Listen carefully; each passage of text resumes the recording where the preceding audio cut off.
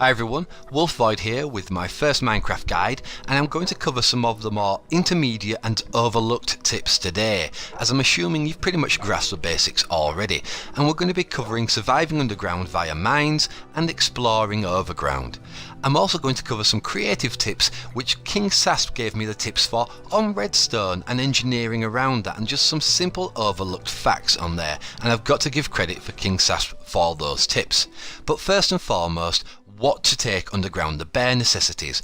A good stock of torches is a must, as is a good pickaxe and a good shovel. I'd recommend iron level or above, especially if you want to be under there a while. Also, the weapon of choice is a good pick, whether it's a bow or a sword. You must be able to deal with those mobs underground. I'd also recommend taking a bucket of water, and we'll get back shortly as to why on that one. I'd also highly recommend taking your map, because you need to know where you're going underground, and also a good stock of food, and make sure that all of this is easily accessible in your pockets so you can just hit the left or right bumpers to get straight to it. I recommend in the inventory just taking some spare tools, food and wood. Now just take wood by itself, because you can make planks and sticks on the fly then without taking up more space. Use it when needed.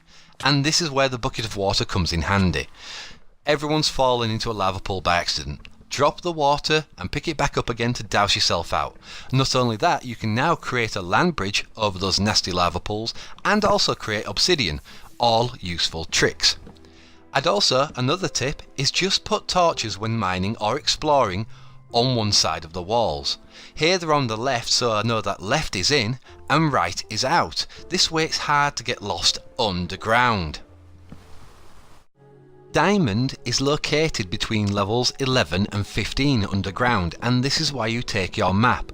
You need to access the coordinates, and the coordinates, the XYZ coordinates, are shown at the top of each map. So as long as this is between 11 and 15 on the Y Yankee coordinate, you should stumble across Diamond.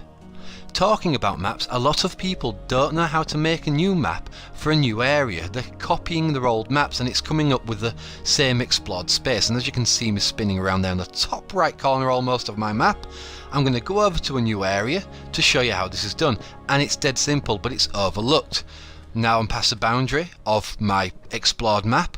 I'm going to set down a crafting table and make a new map. To make a new map, it's fairly simple. You need some iron and redstone to first of all make a compass, and you'll need some paper. Now paper is created by collecting sugarcane. Once you've made your compass, surround it with the paper to make your new map. Dead simple. Once you've got your new map in a new area, it will then unlock for that area only, so allowing further exploration, which really helps on these big Minecraft worlds we've got now. And let's move on to creative mode and some overlooked tips and tricks. Redstone wire will only activate 15 blocks.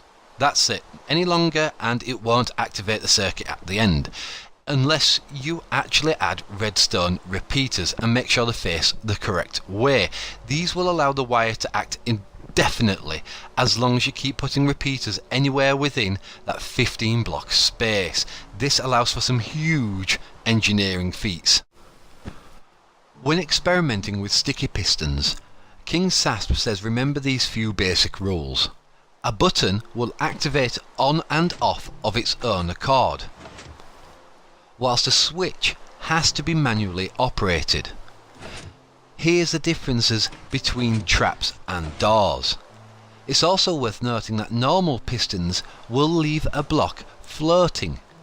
It won't pull it back down again, so sticky pistons are a must. Unless of course you're after a trigger trap system, in which case you could use sand or gravel, as it naturally falls back with the gravity. This can also be used as a trigger trap. And with some experimentation you can make some really expressive traps or doorways with just a little play about. I hope these quick tips help you with your exploration, creativity and experimentation, and feel free to send me a friend's request to keep up to date with my videos. As usual, this is Wolfvoid, signing out.